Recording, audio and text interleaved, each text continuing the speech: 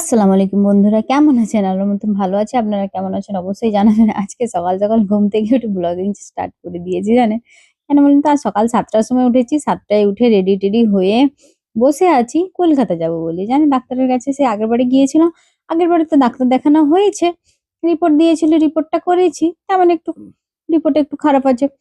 তারপর ডাক্তারবাবু মানে বেরিয়ে গিয়েছিল, দেখানো হয়নি। তারপর আবার ৮ দিন ১০ দিন পর আবার চলে যাচ্ছি। রমজান মাস যেহেতু পড়ে যাবে, পরে যাবো বলছিলাম। যেহেতু রমজান মাস পড়ে যাবে তাই দেখিয়ে নিয়ে চলে আসি। সকাল সকাল উঠে আমার হাজবেন্ডেরও গ্রিন টি আর চা, লাল মুড়ি খেয়ে নিয়েছে, আর আমাকেও গ্রিন টি এনে দিয়েছে। আমি দুটো বিস্কিট ডুবিয়ে খাচ্ছি। আমি রেডি হয়ে গেছি। আমার হাজবেন্ড বলছে, আমি তাহলে চাটা করে এনে আনতেছি, তুমি খেয়ে নাও। ও আমাকে গ্রিন টি হলে করে দেয়, চা করে দেয় এবং সবকিছু মানে হাতের কাছে একটু একটু এনে দেয়। অবশ্যই স্বামী স্ত্রী দুজন উভয় করা উচিত। তারপর রেডি হয়ে বসে আছি। যেহেতু ডাক্তারবাবুর কাছে যাব মানে তো এখান থেকে সকাল সকাল বেরোতে হবে। কলকাতা কি আর এখানে, অনেকটাই দূরে। তাই তাড়াতাড়ি করে বেরিয়ে যাচ্ছি, একদম যাব অফিসে। জানেনই তো আমাদের বাড়ি থেকে অফিস যেতে মোটরসাইকেলেই যেতে হয় সবসময়। আর আমার হাজবেন্ডের তো মোটরসাইকেল থাকবে না, সত্যি কথা বলতে। যখনই মানে যাবে, উনি কাউকে একজনকে ডাকবে, তারপর যাবে, নিয়ে মোটরসাইকেল কাছে রাখবে না, ও চালাবে না। একদম চলে গেলাম অফিসে। অফিসে যে অনেকক্ষণ বসে আছি, ২-৪ মিনিট বসে আছি। তারপর আমার সে ভাবিও যাবে, তাকে নিয়ে আসবে। সে এলে একসঙ্গে আমরা বেরিয়ে যাব।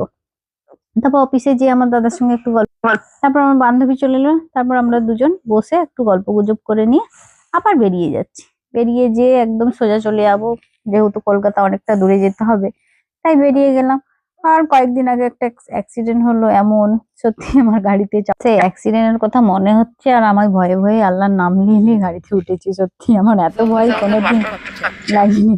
তারপর যে একদম রাস্তায় দাঁড়িয়েছে, আমি কোনো হোটেলে টোটেলে ঢুকোনি, দেরি হয়ে যাচ্ছে, এমনিতেই ৯টা বেজে গেছে। আর ঢুকোনি, রাস্তায় দাঁড়িয়ে বাটার রুটি চা খেয়ে নিবো। আর কোনো কিছু অত হোটেলে দাঁড়াতে হবে না, এমনিতে অভিজিতে দাঁড়ালেই ৮ ঘন্টার মতো, ১ ঘন্টার পর খাবার দিবে জানেন। তাই আমি বলছি আর দাঁড়াও না, একদম রাস্তার ধারে যে কোনো জিনিস খেয়ে নেবো। এই বলে বাটার রুটি আর চা খেয়ে নিচ্ছি। খেয়ে দিয়ে একদম চলে গেলাম সোজা ডাক্তারবাবুর কাছে, চেম্বারে। ও তো নামতে পারে, এইখানেই আসি আমরা ডাক্তার দেখাতে, স্যারের কাছে। স্যারের কাছে আজকে আজকে স্যারের কাছে প্রচুর ভিড়। কেননা ভিড় থাকুক, তাও আমাদের টেস্ট করা আছে মানে ঢুকিয়ে।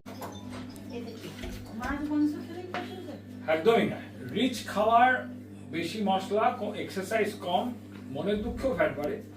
আর হ্যাঁ, আর পারিবারিক জেনেটিক কারণ। তারপর এত প্লাস্টিকের খাবার খাচ্ছি, এত আলট্রা প্রসেস ফুড, একটাও তো ন্যাচারাল ফুড না। তো তুই গ্রামের দিকে থাকিস, যেখানে থাকিস সেটাই পুরো হয়েছে। তো এই ফ্যাট কমাতে হবে। হ্যাঁ, এই ফ্যাট থেকে হার্ট, এই ফ্যাট থেকে ক্যান্সার, ডায়াবেটিস। এই ফ্যাট থেকেও ক্যান্সার, শুধু লিভারের ক্যান্সার নয়, আনুষঙ্গিক ক্যান্সার হয়। পয়সা চুল পেলে এখানে দান করবেন।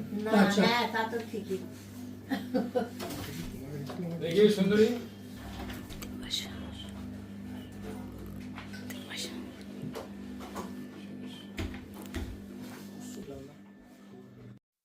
আমি স্যারের কিছু ভিডিও তুললাম। স্যার বলছে, কি রে ব্লগিং করছিস? আমি বলছি হ্যাঁ হ্যাঁ স্যার। না হ্যাঁ, কর কর, মনটা ফ্রি রাখ। অবশ্যই ফ্রি রাখা ভালো, যে কোনো কাজে একটা ব্যস্ত থাকাটাই মানুষের জীবনে ভালো। তাই স্যার আমাকে একটু করলো। তারপর ডাক্তার স্যার একজনকে বাইরে গেল। স্যার চেম্বার করতে করতেও বাইরে পেশেন্টের কেউ যদি কথা বলতে চায়, তার সঙ্গেও স্যার কথা বলতে যায়। উনি খুবই ভালো, খুবই মানে ক্লোজ ভাবে মিশে কথাবার্তা বলে। তারপর একটা আমার ছেলের ঔষধ, আমার ছেলেকেও দেখিয়েছি স্যারকে। ও ৩টে ঔষধ লিখে দিয়েছে। সে ওষুধটা স্যারের চেম্বারে পাওয়া যায় না, তাই আমি বাইরে একটা দোকান ছিল সেখানে আসছি। সেখানে পাওয়া যায় নাকি কি জানি। তারপর দেখলাম, গিয়ে দেখি না, পাওয়া যায়নি, কোনো মেডিসিনই নেই। তারপর ঘুরে ফিরে ডাক্তারবাড়ি দেখিয়ে এসে একদম খাওয়া দাওয়া করবো বলে এসে গেলাম স্যারেরই পাশের একটা রেস্টুরেন্ট আছে, বাবু কালচার, সেখানেই আসি। হামেশাই এখানে এসেই খাওয়া দাওয়া করে বেরিয়ে যাই।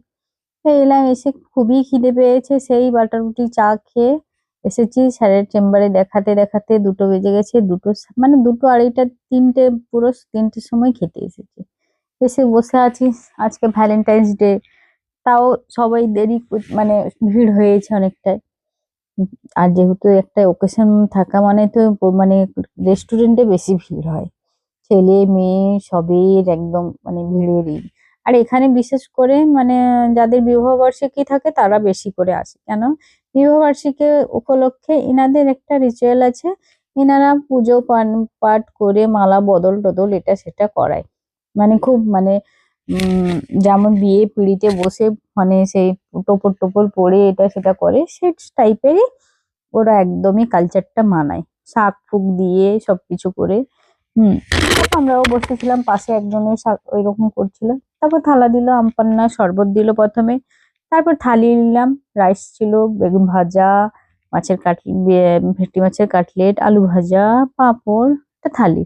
তারপর একটা শুক্তো দিবে মনে হচ্ছে, চাটনি আর মিষ্টি আর পায়েস, এটাই থালি। তারপর আপনি যে কোনো মাছ নিলে তার এক্সট্রা দাম। না, থালিতেই মনে হয় মাছের দামটা নিয়ে নেয়।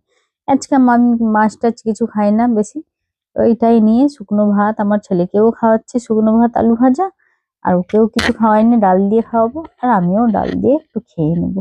কেন, বেশি রিচ টিচ খাওয়া অবশ্যই ভালো নয়, কিন্তু আমরা একা খাইনি বা সবাই খাই জানেন, তবু আমাদেরই শরীরটা খারাপ হয়ে যায় বেশি মনে হচ্ছে। কেন যে হয় বুঝতে পারেন, তাও খেয়ে ফাটিয়ে মারো তো, জীবন আর বাঁচার কদিন সময়, খেয়ে দিয়ে ইয়াস ফুর্তি মাস্তি করে চলে যাও। এই করে খাচ্ছি, খিদে তো পাচ্ছে প্রচুর। তারপর চিংড়ি মাছের মালাইকারিও নিয়েছে। আর এখানে একটা স্পেশাল কি জিনিস দেয় জানেন? চিংড়ি মাছ চাটনি, মানে চিংড়ি মাছের ভর্তা। এই খেয়ে মানে খুব টেস্ট লাগে, এতটাই টেস্টি লাগে চিংড়ি মাছের ভর্তাটা, খুব ভালো লাগে। তারপর চাটনি আর টমেটো চাটনিটাও খুব সুন্দর করে। এই করে খেয়ে দিয়ে বসলাম, একটা করে মিষ্টি পান দেবে, পান খাবো, পানটা খুব টেস্ট লাগে, পানটা চিবিয়ে চিবিয়ে গাড়িতে ওঠার পর বসে আছি। এবার মাথায় ঘুরঘুর করব, কোথায় যাব, কোন মলে যাব বা কোথায় ঘুরবো। কলকাতা এসেছি মানে তো একটু ঘুরতেই হবে। নেক্সট ব্লকে কোথায় কোথায় ঘুরেছি অবশ্যই দেখাবো। এখানেই ব্লগটা শেষ করলাম। সবাই ভালো থাকবেন, সুস্থ থাকবেন, ভিডিও কেমন হয়েছে অবশ্যই জানাবেন। আল্লাহ হাফেজ, বাই। আর অবশ্যই কিন্তু ভিডিওটা দেখবেন, আর লাইক সাবস্ক্রাইব কমেন্ট করবেন, ঠিক আছে? আল্লাহ হাফেজ।